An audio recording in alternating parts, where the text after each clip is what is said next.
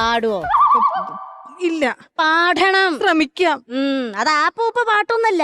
Music തെറാപ്പിയിലൂടെ അദ്ദേഹത്തിനോട് നമുക്ക് പറയാനുള്ള എല്ലാ കാര്യങ്ങളും, സുഖം ദുഃഖം എല്ലാം അങ്ങ് പറഞ്ഞേക്കണം ഒരു പാട്ടിലൂടെ. ശ്രദ്ധിച്ചു കേട്ടോ. ദുഃഖഭാരം ചുമക്കുന്ന ദുശ്ശകുനമാണ് ഞാൻ. ഏതെങ്കിലും പുണ്യപ്രവൃത്തി ചെയ്യണമെന്ന് പറഞ്ഞു, പിച്ചക്കാരോ വന്നു. സോറി. ചില്ലുമേടയിലിരുന്നെന്നെ